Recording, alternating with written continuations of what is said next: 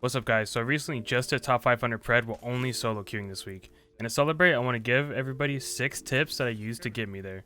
This is a very straight to the point video. Everything I'm telling you is exactly what I did to get to this rank. Without further ado, let's get straight into the video.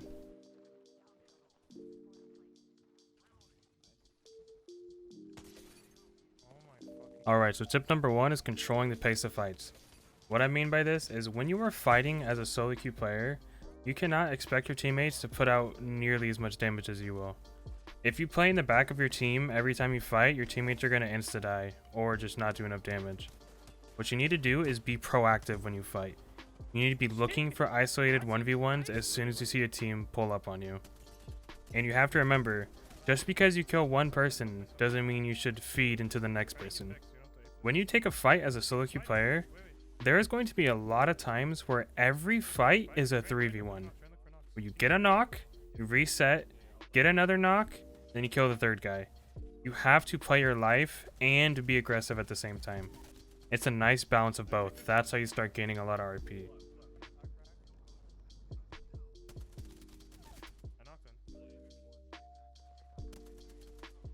Tip number 2. How to gain the most RP and how to lose the least RP. The best way to do this is to take 1 to 2 team fights and then go to end zone and don't fight anything else for the rest of the game. Once you have your 5 to 6 kill points, there's no incentive to fight anymore. Even if you kill another team, you still don't get more RP for the kills you have, you know. You get the same RP for having 5 to 9 kills. So once you have 5 or 6 or even 4, just go end zone and don't fight anything else. You'll start gaining way more RP and you'll start losing way less. The hardest part about solo queuing is the consistency of gaining RP. If you play like this, you will definitely gain more and you will stop getting so many negative 50s. Trust me.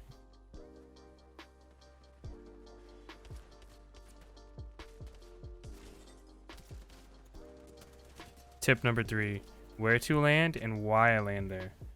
So as a solo queue player, you shouldn't be bringing your teams to Bonsai, Rift, Grow Towers, etc. Those big places are going to have 3, 4, and maybe even 5 teams that land there. Your chances of surviving that as a solo queue player is very small. Instead, you should be bringing your teams to small places. It's places that only have 2 teams at max go there. And these places are Oasis, Docks, Estates, Energy Depot, Power Grid, Solar Array, and Gardens. They're all small enough to where it should only be 2 teams max every time you go there. And that's good. A fight off spawn is fine. 3 KP to last you the whole game is not a bad deal at all. But don't go to the big places, it's just death every time. Go to the small ones and take the isolated 3v3s. It'll be way better off for you.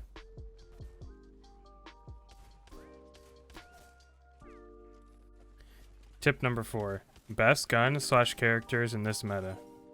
So the best gun right now is the Spitfire and it's not even close. The gun holds 55 bullets, it has like no recoil, it does 20 damage a bullet. It is just ridiculous. It is literally a 1v3 machine. So that gun should be in your hands every single game if you really want to win. It is without a doubt the best gun. As a secondary, I choose to use the EVA. You can definitely use like R99 or R301, but the EVA's 1v3 potential is also really high. So when I have those 2 guns in my hands, I feel pretty damn unstoppable. Okay, so the best characters for solo queuing is Horizon, Octane, and Bloodhound. Horizon has a disgusting Q that just gives you insta-hide over everybody. And if you wiggle in her Q while you're like popping a badge, she's like insanely hard to hit. Her ultimate is also gross if you throw 2 arc stars after you throw her ulti. It's a lethal combo. Octane is very good too. When I run into a fight, I take a 1v1, and then after I win it, I stem away so I can't get traded instantly. Jump pad also gets you out of so many situations. I had gained a lot of RP playing Bloodhound this split, but it's not because of the free assists.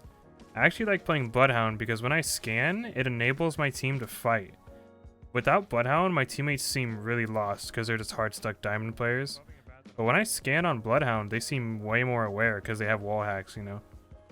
I actually liked playing Bloodhound a lot. He was the majority character I played this split. I would definitely recommend him if it feels like your team just isn't doing enough damage in team fights. You just scan and now they have wall hacks so they kind of know what they're doing all of a sudden.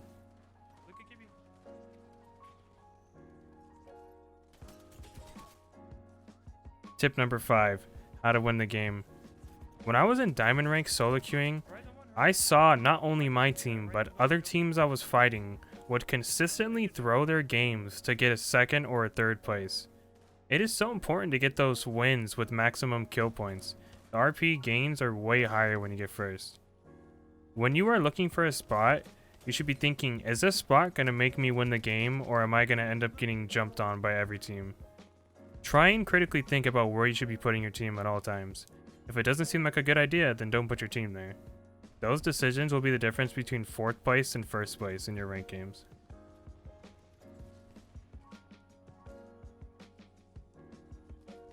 Last but not least, tip number 6. How to control your teammates and IGLing, aka being an in-game leader. Controlling your teammates is a huge part of solo queuing.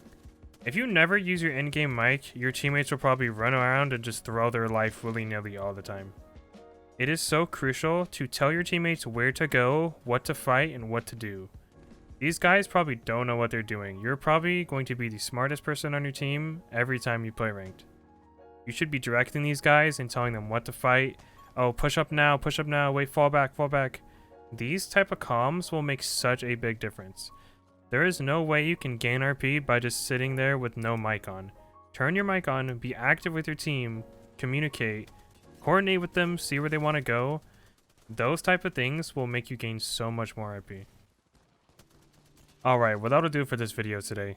If you guys found any of this video helpful or you learned something today, please consider dropping a sub, liking the video, commenting, sharing it, etc. That helps me turn this into a full-time career so I can bring more informational guides like this to you guys. I stream every day on Twitch at twitch.tv/serial, and that is about it. Hope you guys have a great day today. Peace out.